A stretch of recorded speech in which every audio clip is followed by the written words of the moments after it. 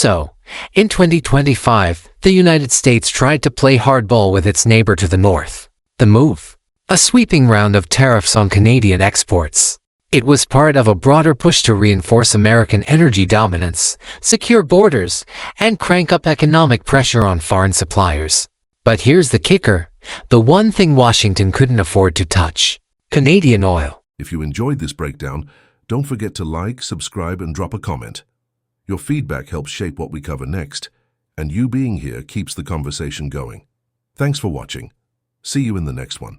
Because the truth is, behind all the loud talk and protectionist posturing, America is deeply painfully dependent on Canada to keep its energy system alive. Over 60% of U.S. oil imports come from Canada. That's not some incidental number, that's a lifeline.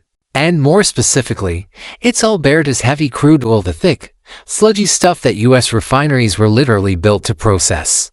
This isn't just about numbers. This is about infrastructure. Refineries across the Midwest and Gulf Coast are customized, hardwired, and locked in for Alberta's unique heavy oil blend. Retrofitting those facilities to handle lighter oil from other sources would cost billions. Not to mention, it would wreak havoc on operations and send gas prices soaring across the country. So while the U.S. slapped tariffs on Canadian exports with one hand, it had to quietly exempt oil with the other. Because cutting off that supply, that's not a political inconvenience, that's a national emergency waiting to happen. Meanwhile, while Washington was busy trying to flex, Canada was playing a much longer game. And it was smart. Like, scary smart. In 2024, Canada completed the long-delayed Trans Mountain Expansion project, a massive infrastructure upgrade that finally gave Alberta's oil producers a direct line to the Pacific coast. That meant, for the first time in a serious way, Canadian oil could skip the U.S. entirely and head straight to Asia. China, in particular, was ready with open arms and open ports. By mid-2025, nearly 400,000 barrels per day were flowing out of Canada to overseas markets. That's a strategic pivot with real teeth. Canada wasn't just selling oil anymore, it was becoming a global player. One with options. One with leverage. And just like that, the dependency equation flipped. Because if the U.S. ever tried to get cute tightening the screws on Canadian imports, or threatening Alberta's oil flow, Canada now had a plan B or maybe even a plan A. China, India, South Korea. They're all eager for stable, ethical, democratic sources of oil. And Canada fits that profile better than most. Let's be clear, Canada didn't just build a pipeline. It built geopolitical leverage. The kind of leverage that doesn't need a press conference. So now, with its new export corridors humming, Canada's influence is quietly growing. Not because it shouted the loudest, but because it built the most resilient network. Its energy strategy isn't rooted in fear or isolation, it's built on trust, diversification, and stability. And in 2025, that might be the rarest resource of all. Meanwhile, the U.S. is stuck in a bind of its own making.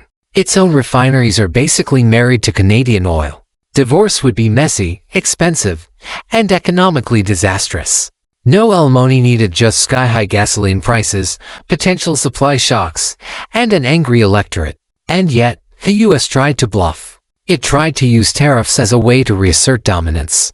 But here's the thing, you can't bluff when the other player holds all your supply cards. The whole situation is a case study in what happens when infrastructure becomes destiny. For years, American refineries doubled down on Alberta's heavy crude because it was cheap, abundant, and next door. But now, that decision has turned into a lock-in, an industrial trap that Canada holds the key to. And the kicker, Canada knows it. While Washington lurches from trade war to tariff tantrum, Ottawa has taken a completely different approach: strategic calm. Canada's energy sector isn't just stable, it's one of the most transparent and open among all G7 nations. That reputation matters, especially as global investors look for predictable supply chains in a volatile world. So while the U.S. waves the tariff stick, Canada is gaining quiet influence by being the adult in the room. It's not just about where the oil goes. It's about what that oil represents. Canada's diversified exports are now flowing to Asia and Europe, and its partnerships are grounded in long-term trust, not short-term threats. The more those corridors grow, the less Canada needs to rely on the U.S. and the more the U.S. finds itself stuck in its own infrastructure cage. What started as a pressure tactic has turned into a cautionary tale. Tariffs were supposed to control Canadian exports, but instead, they've accelerated Canada's independence, pushed Alberta's oil onto the world stage, and turned what was once a one-way dependency into a global power play. It's what energy analysts are calling the mirror wall effect, a protectionist policy that ends up strengthening the very country it was meant to contain. Every time the US tries to wall off Canada, it's just reflecting back its own vulnerability. And here's the twist, the US can't even pivot that easily. Other oil sources, sure, they exist, but switching over would mean overhauling massive refinery systems, renegotiating long-term contracts, and accepting wildly unstable suppliers. Middle Eastern oil, Venezuelan crude, that's not exactly a recipe for energy security. So the US is cornered. It can't afford to lose Canadian oil, but it also can't admit how much control it's lost. Meanwhile, Canada's stock is rising. As a stability buffer in an increasingly chaotic global energy landscape, it's becoming the supplier you want to have on speed dial. It doesn't flip-flop. It doesn't nationalize industries overnight. It doesn't weaponize energy for political headlines. It just delivers.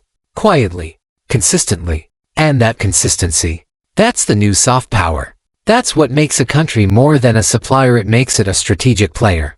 Because the real game isn't about shouting louder. It's about building smarter. Pipelines, ports, partnerships, those are the new weapons in energy geopolitics. And Canada. It's been arming itself with every project, every corridor, every barrel it ships somewhere else. So while America tried to build walls, Canada built routes. And now, in the global energy chess match, the quiet neighbor to the north might just be holding the winning hand. If you thought the US could pressure Canada without consequences, think again. This isn't just a policy backfire. This is a strategic boomerang. One that's now circling back fast. And the biggest question left on the table, does true power come from control, or from options? Because right now, it's clear who has more of those. If you've got thoughts on this geopolitical oil drama, or if you're just trying to wrap your head around how Canada went from energy sidekick to low-key global power, drop a comment below. Hit that like button if you're tired of policies that backfire, and don't forget to subscribe for more breakdowns on the chaos, the irony, and the power plays behind today's biggest meltdowns. Let's get something straight. This isn't just a trade story. It's not just about crude oil, barrels, or tariffs on spreadsheets. This is about leverage, real geopolitical leverage shifting in real time. And the US, it just slipped on its own banana peel. The more Washington tried to pressure Canada economically, the more it exposed something deeply uncomfortable, that Canada isn't just a supplier, it's the supplier. And when you're hooked on a product you can't replace, maybe don't antagonize your only plug. Let's go back to the refineries, because this is where the whole mess crystallizes. These aren't just buildings. They're finely tuned ecosystems, engineered to handle one specific type of crude, Alberta's heavy oil. It's thick, dense, and high in sulfur, basically the black tar of fossil fuels. Not every refinery can handle it. In fact, most can't. But the US, it went all in on it. For decades. So if Canadian crude stops flowing, those refineries aren't just inconvenienced, they're stranded. Retooling them to handle lighter grades, like US shale or Middle Eastern blends, isn't a weekend project. It's a multi-year, multi-billion-dollar nightmare that would ripple across the entire economy. We're talking fuel shortages, price spikes, possible layoffs, political fallout, and Canada. It knows all of this, which is why it never needed to retaliate directly. It just had to keep building. Build the Trans Mountain expansion. Build Pacific port access. Build long-term contracts with Asia. And that's exactly what it did. While US rhetoric escalated, Canada kept its head down and opened up to the rest of the world. It turned its once landlocked oil into a global commodity. Now, it's not just Alberta's crude, it's China's supply, India's option, Europe's safety valve. And suddenly, the energy game shifted. Now, every time Canada opens a new route, the US loses a little more leverage. The monopoly is gone. The dependence is one-sided. And tariffs. They're not pressure points anymore. They're panic buttons. This whole thing has become a live demonstration of what happens when stability beats swagger. Because Canada didn't strong-arm anyone. It didn't shut down pipelines or stage embargoes. It just diversified, strategically, quietly. And now, it's got everyone's attention. Here's where it gets even more poetic. The US built its energy dominance on the idea of control. Control over supply chains, over access, over terms. But in 2025, that control model is breaking down. Because you can't control a country that no longer needs you. And when Canada opened its export doors to Asia, it proved something big. Influence doesn't come from building walls. It comes from building corridors. The irony here is brutal. The very tariffs meant to contain Canada ended up incentivizing it to grow stronger. Those America First energy policies didn't box Canada and they pushed it out of the box entirely. And now, Ottawa's not looking back. Let's talk numbers again, because this isn't hypothetical. By mid-2025, Canada was exporting nearly 400,000 barrels a day outside the US. That's hundreds of thousands of barrels bypassing American ports, American pipelines, and American influence. And it's only the beginning. Because every new contract Canada signs with China, South Korea, or India is one more link in a supply chain that no longer runs through the US, one more brick in Canada's stability first, diversification-driven energy empire. And let's be honest, it is an empire now. Not a loud one, not a flashy one, but a reliable, quietly expanding, globally connected oil network that plays by the rules and wins because of it. While America leaned into protectionism, Canada leaned into pragmatism. And it's paying off. Which brings us to the so-called mirror wall effect. Here's how it works. You set up a tariff to block influence, to protect your dominance. But all it does is reflect your own vulnerabilities back at you. In trying to expose Canada's weaknesses, the US accidentally spotlighted its own dependency. In trying to isolate a trade partner, it accidentally elevated a competitor. That's what happens when infrastructure choices come home to roost. And those refinery choices, they weren't made last year. They were made over decades. Because Canadian crude was cheap, it was abundant, and it was right next door. But now that same convenience has become a chokehold. Because the system can't function without it. So even if tensions rise, and even if political pressure mounts, the US still has to make one crucial phone call every day to Canada. Because there is no plan B. Meanwhile, Canada's walking into rooms it couldn't get into before. Trade delegations, energy summits, bilateral talks with Asia-Pacific powers.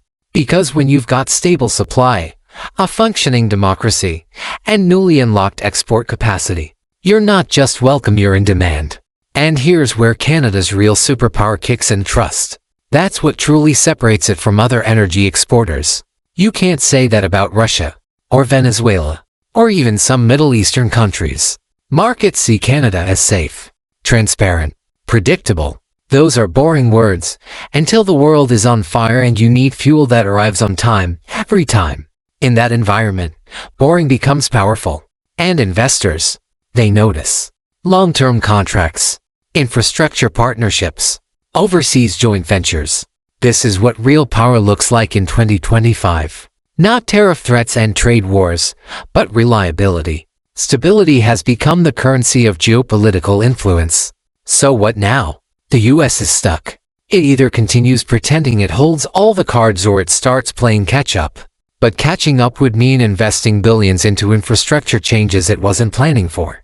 It would mean reshaping energy policy, reworking refinery capacity, and rebuilding relationships with countries it spent years alienating. And even then, Canada still holds the trump card, no pun intended. Because the day the US tries to pull away from Canadian oil, that's the day gas prices spike, supply chains stumble, and voters start asking hard questions. So the irony is complete. The country that built a policy on energy independence now finds itself more dependent than ever on the one supplier it tried to sideline. And Canada. It didn't push back. It pulled ahead. It's hard not to see the poetry in all this. The US wanted leverage. It wanted dominance. It wanted to dictate terms. But instead, it exposed the limits of its own infrastructure and empowered its quiet northern neighbor to become something more than just a supplier. Canada is now a strategic player, a market stabilizer, a global corridor builder. And in 2025, that makes all the difference. Here's the part no one wants to say out loud. America needs Canada a whole lot more than Canada needs America right now. And that's not just some polite diplomatic talking point. That's the raw reality buried under years of energy policy, trade agreements, and, let's be honest, a fair bit of hubris. Because when you've built your entire refinery system around one specific oil source and you don't control that source, you're not the one in charge. You're the one hoping your supplier keeps picking up the phone. And in 2025, Canada doesn't just have the phone. It's got options on speed dial. The Trans Mountain expansion.